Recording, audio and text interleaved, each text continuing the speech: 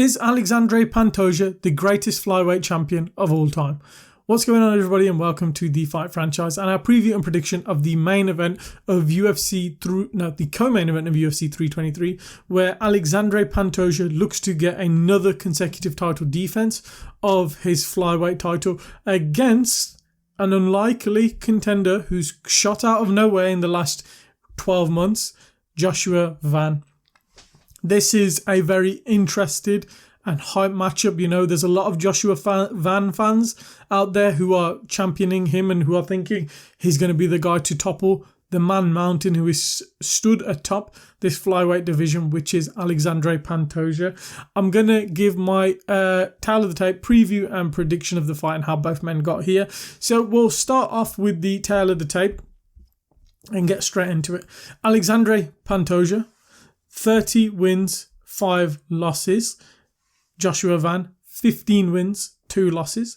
Alexandre Pantoja, 5'5". Joshua Van, 5'5".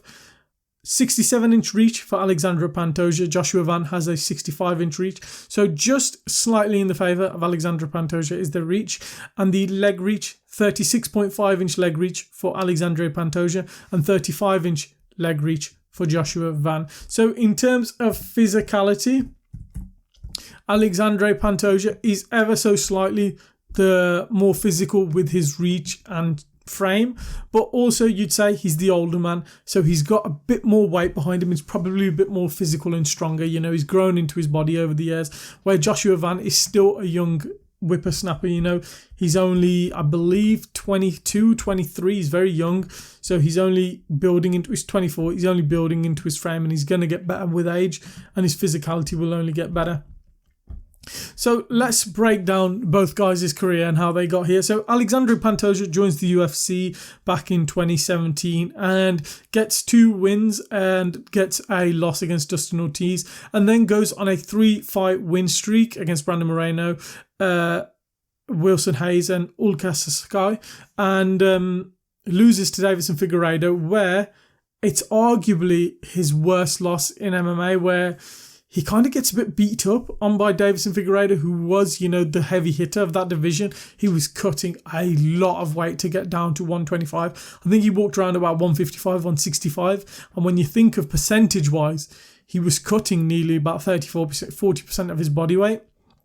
Crazy stuff. Then Alexandre Pantoja gets one of his best stoppage wins, where he KOs flat Matt Schnell, but then loses to Askar Askarov, where off the back of the loss to Askar Askarov, since 2021, he's gone on a generational run. The only reason this run isn't better, and no one's talking about this guy bigger than he actually is or as great as he actually is because there's not enough names in this division at 125. Beats Manel Kape in 2021 and then gets a brilliant win against Brandon Royval via submission. Gets a flawless win against Alex Perez via submission, and then has a war and the fight of the year contender against Brandon Moreno in 2023, where he wins the world title in an epic battle. Then defeats Brandon Royval via decision, where it's a bit more lackluster, this performance is. It's not his best performance in the octagon, but he turns around and kind of does a number on Brandon Royval, where most of the fight he's trying to look for that rear naked choke and the submission, but Brandon Royval's surviving. So Pantoja just kind of controls him, smothers him and beats on him. Faces off against an unlikely Steve Erceg, where Steve put up a great fight in the striking department and in the grappling and the scrambles, but Pantoja had success in the wrestling to hold down Steve Erceg in moments. And when it came in the striking, you know, Pantoja's reckless striking landed on Erceg damage. Erceg's technical striking just wasn't enough. Then puts on one of his best performances of all time, where Alexandre Pantoja faces off against Kaya Sakura, who was so hyped coming in from Ryzen, and everyone was like, oh, he's the next big thing and this, that and the other, and Pantoja goes, no, my division, I'm going to batter on Kai Asakura, and that's what he does. Beats on him in the first round, and in the second round, chokes him out unconscious in what was one of his best performances in the octagon. And then most recently in this year, in June at UFC 317, he faces off against Kai Kara-France, where Kai Kara-France is on a bit of a, he's not on a win streak. He beat Steve Ercik by KO, and he's very animated and hyped up for the bout. Alexandre Pantoja doesn't give a shit. Alex takes him down in the first round, batters on him and holds him down and looking for the submission. Second round, they're striking on the feet, and Pantoja's striking is doing over Kai Kara-France. And in the third round, does him over, gets that submission, gets that rear naked choke. And we're at modern day today where he's turning around and facing against Joshua Van. Joshua Van, on the other hand, very young, joined the UFC only in 2023. Got off to a good start in his career, where in 2023 and 2024 gets on a 3-fight win streak, and then he suffers his first loss in the UFC and his second loss as a MMA pro. He loses via KO to Charles Johnson, but it was a lack of experience and whatnot in the octagon, and it was a quick not quick KO. It was a KO in the third round, but he goes on a generational a few months now as Joshua Van. Beat Edgar Shires via decision, beat Cody Durden via decision, beat Ray Saruya via decision, TKOs Bruno Da Silva, and then most recently had a huge jump up in the rankings to face off against Brandon Royval at UFC 317, the same fight card where Alexandre Pantoja faced Kai Kara-France, where Brandon Royval put on an epic fight of the year contender against Joshua Van, where first round Joshua Van's striking is levels above Brandon Royval. For every 4 shots Brandon Royval landed, Joshua Van needs to land 1 to be the equaliser. He was the heavier hitter in there, showing us he's got excellent striking and power. And in the second round, Brandon got his jab working, got his range working, and started piecing up on Joshua Van. The third round, however, it was a back and forth rock'em sock'em robots war, where at the end of the third round, Joshua Van clips Royval, drops him, beats on him, and the bell rings. And when it comes time for the decision, Joshua Van wins the decision. An amazing performance. He's doing some of the best work for a youngster in MMA in the UFC.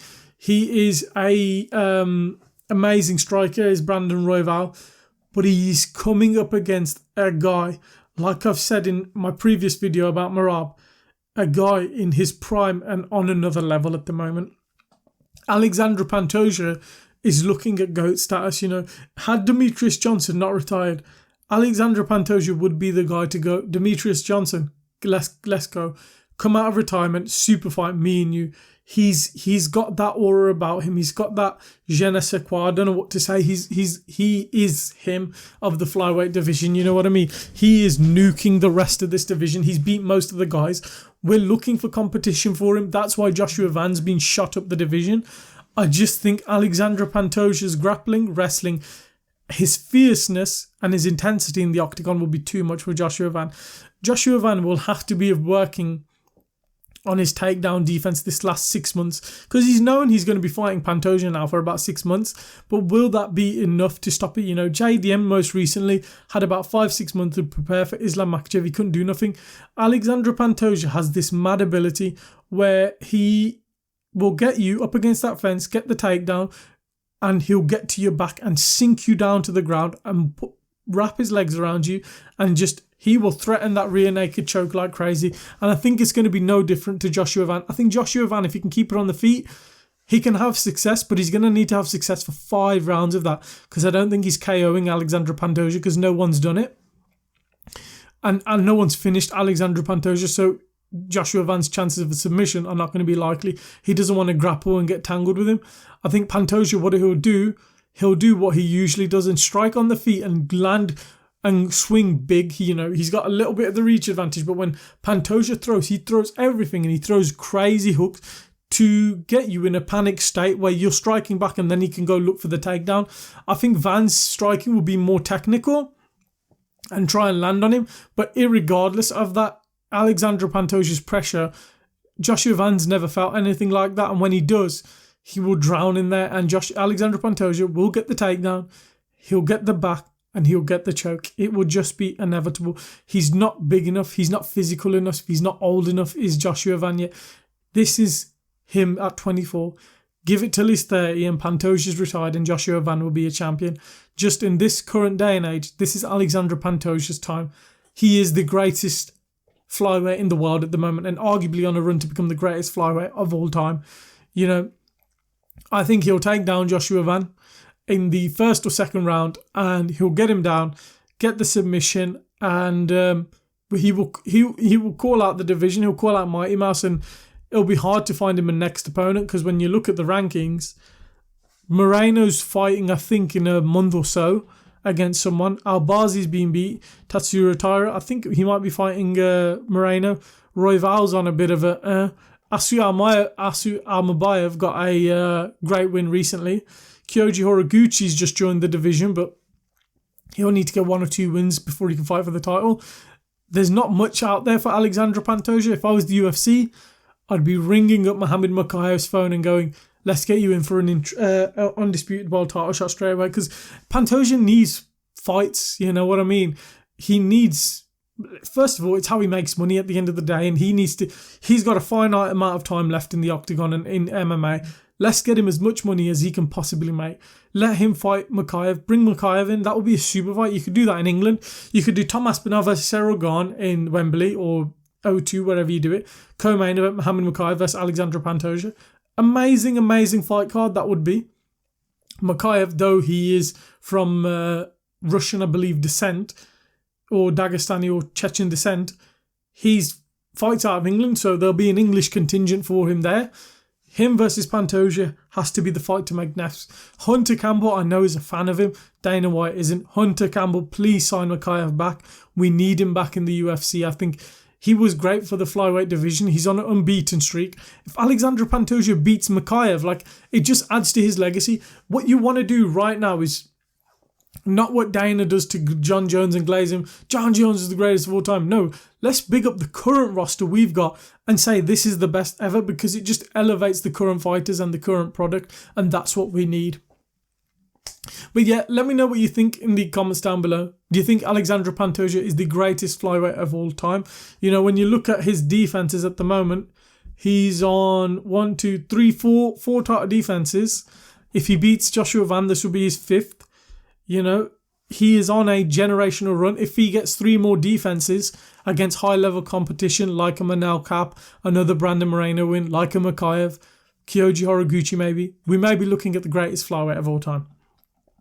Let me know what you think in the comments down below. Do you think do you think Pantoja is going to win? Do you think Joshua Van's going to win? Let me know your thoughts down in the comments below. Leave a like if you've enjoyed the video. Subscribe for more MMA and fight content coming soon. We hope you enjoyed the video, and we'll catch you in the next one.